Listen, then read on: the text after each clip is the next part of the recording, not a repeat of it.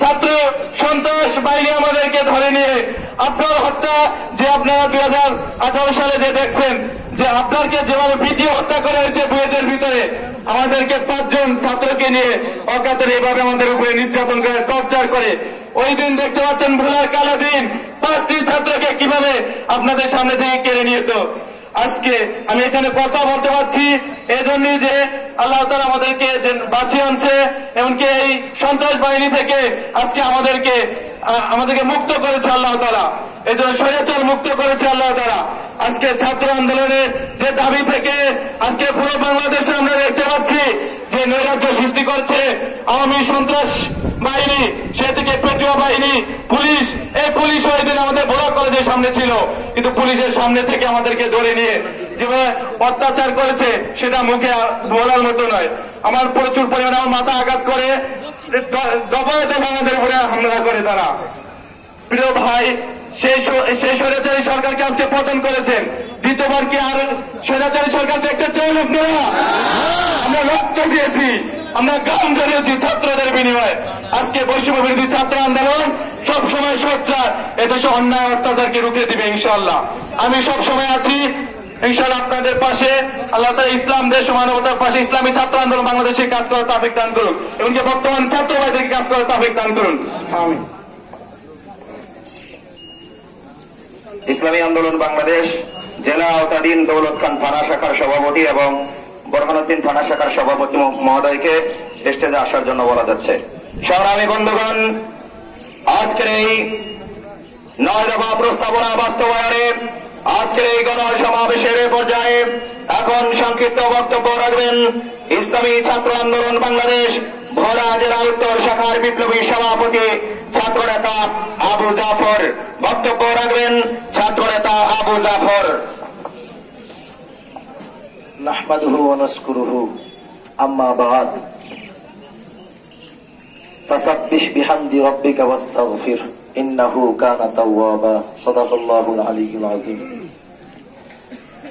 ইসলামী আন্দোলন বাংলাদেশ কেন্দ্রীয় কর্মসূচির অংশবিশেষ ভোলা জেলা উত্তর শাখা কর্তৃক আয়োজিত আজকের এই গণসমাবেশে উপস্থিত রয়েছেন আন্দোলন জেলা কমিটির সংগ্রামী সভাপতি, জেলা কমিটির বিপ্লবী নেতৃবৃন্দ, উপস্থিত রয়েছেন সহযোগী সংগঠনের দায়িত্বশীল বন্ধুরা, সমবেত বিভিন্ন ইউনিয়ন, থানা ও তৃণমূল থেকে আসা পীর সাহেব চরণের অতন্ত্র প্রহরীরা, সকলকে ইসলামী ছাত্র আন্দোলন বাংলাদেশ ভোলা জেলা উত্তরের পক্ষ থেকে সংগ্রামী সালাম ও মুবারকবাদ।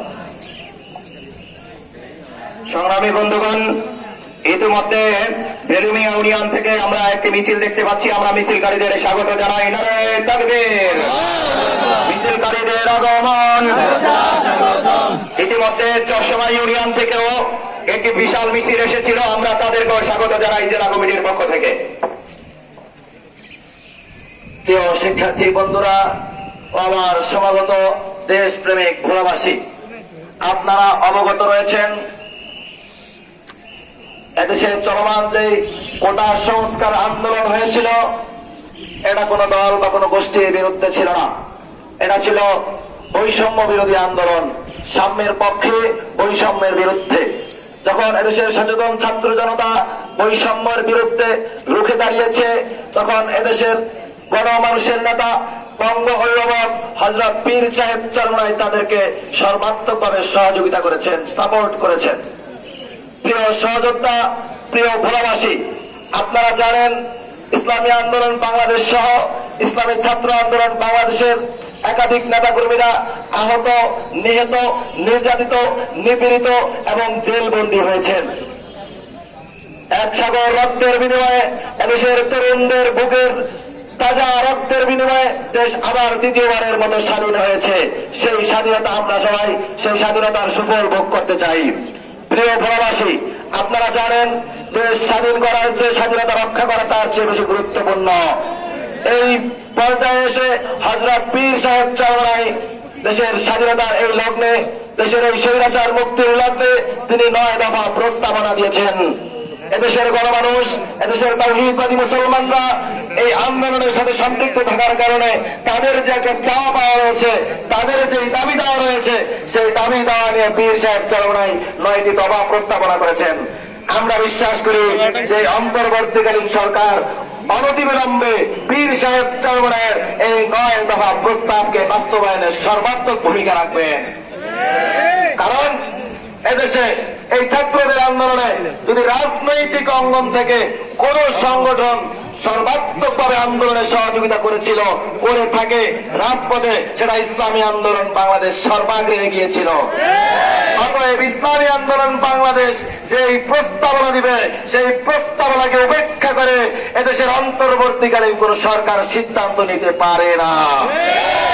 এজন্য সংগঠনের তৃণমূলের সর্বস্তরে জনগণকে আমরা উদাত্ত আহ্বান জানাবো, পীর সাহেব চরমনাই আগামী দিনে যে প্রস্তাবনা, যে কর্মসূচি নিয়ে আমাদেরকে মাঠে ময়দানে আহ্বান করেন, আমাদের জীবনের সর্বোচ্চ বিলীন করে দিয়ে বৈষম্যকে দূর করার জন্য, স্বৈরাচারকে দূর করার জন্য, অন্যায়কে বিলুপ্ত করার জন্য, সাম্যের রাজ্য প্রতিষ্ঠার জন্য পীর সাহেব চরমনাইয়ের নেতৃত্বে আমরা সদা সর্বদা প্রস্তুত থাকবো। প্রিয় ভোলাবাসী, পীর সাহেব চরমনাই আমাদেরকে আহ্বান করেছেন শান্তি, সম্প্রীতি, সমৃদ্ধির দিকে। সুতরাং দেশের চলমান যে নৈরাজ্য একটি গোষ্ঠী করছে, সেই নৈরাজ্যের বিরুদ্ধে আমাদের অবস্থান ছিল, অবস্থান থাকবে।